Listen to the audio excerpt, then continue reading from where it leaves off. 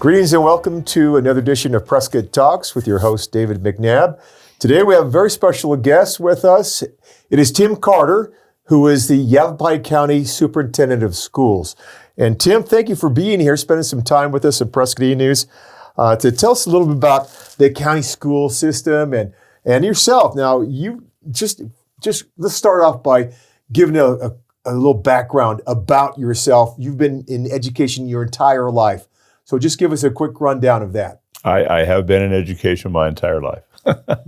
So I was raised in Southern Arizona. I went to Tombstone High School, and then from there went to Glendale Community and then to Grand Canyon College. Grand Canyon College. Grand Canyon College, back in the day when it was much smaller than it is today. Much smaller. Yeah.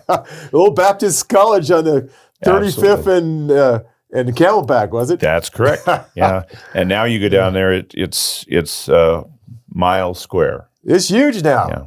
How did they get all that money, I wonder? Well, I think those folks know how to make a little money. Was it the alumni that kicked in? That's probably true. Yeah.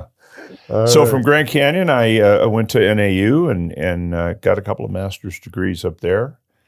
Taught in the White Mountains for 4 years. And my wife, Linda, and I got married when I was teaching there. She came up and taught there as well. And we moved down near Yuma to Antelope High School, and she was teaching at a little school not very far from there, just off of the Gila River there, the Mohawk Valley Elementary School. And then we moved to Prescott in the late 70s, and I was at Prescott High School from 79 until my retirement in 2003. 79 to 2003. So when that I was was a good long time there at Prescott High School. And then you became the principal in 2000. No, you became the principal at what time? In 91. In 91, Yeah. and then retired in 2003. That's correct. At the end of that school year. Correct. Okay, and then you went on to become the county superintendent. Yes, I was enticed into that position by some friends who thought that might be something that I could do fairly well. And so anyway, 5 terms later, here I am. Now that's an elected position. It is. And so you must be pretty popular in these parts to be elected for all those terms. Well, I think that because of the time that I spent at Prescott High School and the time that I officiated all over the county as well, I mean, I know a lot of folks in the county, and we've been doing this work for a while. So it was it's a different mindset. Being elected to a countywide seat is different than other types of traditional jobs that you would have. Yes, and you're responsible to the public in some ways. How does that work? Well, absolutely. Last election, I think they had 108,000 votes, so that's a lot of bosses. Yeah. Yep. My primary thought about all of this is that people don't really understand the structure in Arizona very well of what we think of as the educational structure of Arizona. So if folks would like to do some fun reading, they can go to Article 11 of the Arizona Constitution, and it talks about those 4 different levels, and they're all separate and they're all equal, and they all have their own unique niche. And so we're not talking about governor and the legislature and the courts. We're talking about educational leadership. So at the top of that list is the State Board of Education, which is appointed by the governor and confirmed by the Senate. And I was fortunate enough to serve a term on that, appointed by Governor Ducey.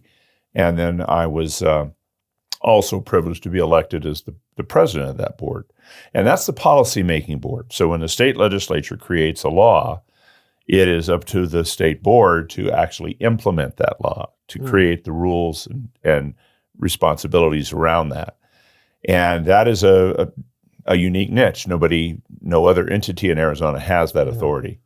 And then you have the state superintendent of public instruction. Before we go to the second one, does the board also advise the legislature as to these laws that they're making? They may. Typically, that is not something that they do a lot of because their objective, their job, is to take what the legislature provides to them and operationalize that. Where the state board will many times interact with the legislature is to say, so if this happens, this is the process we would follow. And if that happens, that would be the process that we would follow. But to say that you would lobby the legislature, probably not, because remember, you're a gubernatorial appointee. Yeah. And so if anybody's going to lobby the legislature, it would be the governor. Okay, yeah, and I wasn't thinking so much as lobbying as to give expert advice, since the board would be more educational experts. And hopefully the legislature would ask for that advice. Okay. And there were some situations where the board actually would make suggestions, but that's all it was a suggestion. Okay. But once they had actually passed the legislation, then it was our job to be able to put that to create a mechanism by which it would be put into practice. Okay. So the second entity is the State Superintendent of Public Instruction, who, as you know, is a partisan race. It's one of the executive officers. Yes. And that person runs the Arizona Department of Education. And they really have very few statutory powers. Most of their power comes in the fact that they're running the Department of Education. And the Department of Education is the closest thing in Arizona that we have to a regulatory body. And then you have the county school superintendents, the 15 of us who are elected in each county, also a partisan election. And our job is to provide services. And those services are to school districts and charters, public entities. And we also deal with homeschooling networks and so on. But our job really is to provide services to them.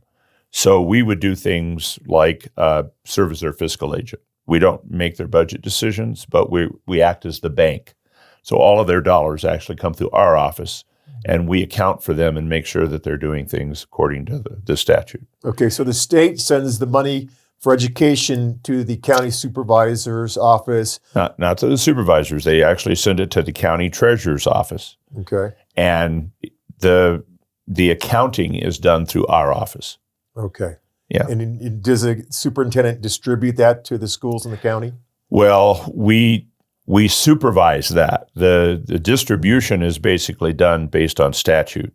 So a school district would have a budget, and that budget would be established by the local governing board based on the equalization formula that Arizona uses. And that determines the amount of funds that are going to be designated for that district. And our job then is to work with that district, basically look over their shoulder, make sure they're doing things correctly, to advise them if we see issues, and to basically process their payments and double check what they've done. And it works pretty effectively, and it's a partnership. It's not like we're telling them what to do, but we're certainly saying, we're seeing this. How are we going to deal with this particular issue of the budget that might be problematic? Okay.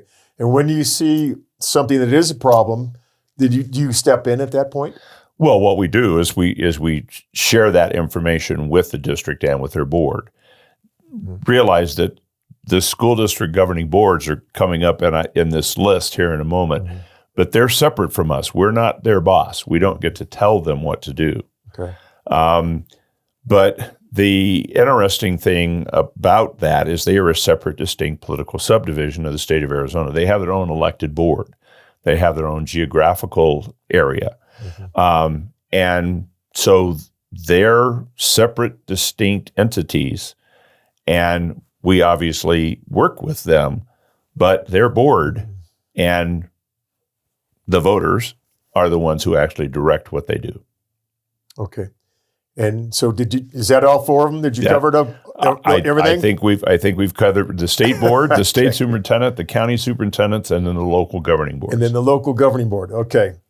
All right. So that's quite a bit. All that's in the Arizona Constitution. That's all in Article 11 of the Constitution. Article 11. Okay. That'll be some good late night reading just before you go to bed and put you right to sleep, right? It may. Okay. And you've been doing this for how many years now? I'm starting year 49. Okay. As a superintendent, how long you been superintendent? Year 19. 19. And this is your last year. Yes, I've already announced that at the end of this term, that'll be my 5th term, I'll be 71. I'll have been in office for total of 50 years, and that's probably enough. That's a good stopping point. Okay. So now when exactly is your term going to end? The term ends December 31st of 24. December 31st of 2024. Right. Okay. So almost 2 years. Okay. Very good. Okay. Well, you certainly have put a lot of yourself in education, and especially in our area. You spent a lot of time here and made a lot of contacts and connections in this area. And I know you're very much appreciated. Even when I came here in January of 2003, one of the first things I heard about was Tim Carter, the principal at the high school, and what a great guy he was. And I was looking forward to coming and applying with you, but then you left the high school, and so had bigger and better things to accomplish. But in your retirement now, I understand you're looking forward to a few things. Tell us a little bit about that. Well, I have taught graduate level courses for a couple of universities for several years, and I'm sure I will continue to do that. I will probably do a little bit of consulting, but not 50 or 60 hours a week like we're working now. And I plan on writing a book. I'm a big Abraham Lincoln fan, and I've got about 500 volumes on Lincoln. And that sounds like a lot until you realize there's over 5,000 books in print. Yeah, but Tim, that is a lot. Oh, that is a lot. Yes, I understand. Okay. I bet your wife thinks it's really a lot. Well, sometimes we have talked about space for those books, yes. But my plan is I think I've identified a topic that I haven't seen a book in reference to Lincoln, and that deals with the territories. Mm-hmm. And so I think it'll take me a year or two to do a little traveling. Of course, Charlotte Hall right here in town has quite a few original documents, and there's some in Oregon, and there's some in other county or other states as well. And so I think that'll be fun. That'll be an interesting adventure. Yes, it sounds like you got some neat things planned there for retirement. It'll keep you busy for a while. And now the wife's here. How did the pandemic affect education in the county? Well, I will tell you that it was significant. We have had some experience with pandemics in the past, but they were very minor and very minimal compared to what COVID did. COVID taxed every single aspect of public education, and it became an extremely divisive thing. And it was that there was literally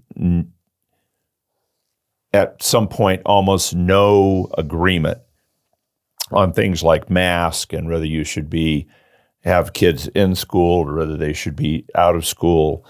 Schools were not prepared at that point for home instruction. We had probably done more than a lot of counties had done in the area of broadband and making those things available into the homes, but we still weren't where we needed to be. Yeah. And it was just an extremely divisive thing. And this is the example that I use. We had a particular board, and I'm not going to name the board, but we had a particular board that had made a decision, and half of the people wanted it and half the people didn't want it. It was a 3-2 vote. Well, I told my administrative assistant that we probably should be ready for a recall of those 3 people. And sure enough, the next day, a group of parents came in and wanted to recall those 3. What we didn't expect was the next day, a different group of parents came in and wanted to recall the other 2. Oh, geez. Now, how can you possibly win? Wow.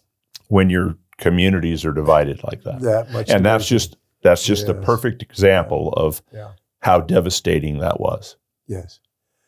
That must have been quite a challenge for you as superintendent to handle all that divisiveness was going on in the various communities at that time.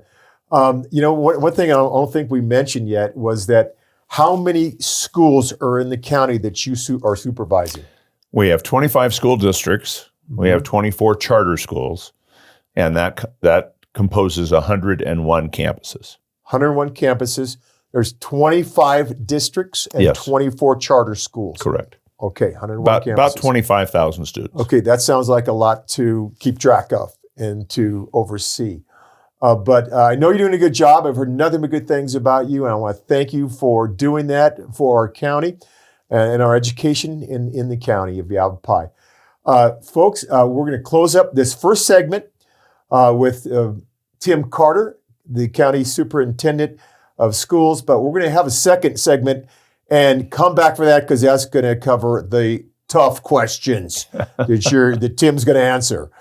So this is David McNabb and Tim Carter saying goodbye for now, and thanks for tuning in to Prescott Talks.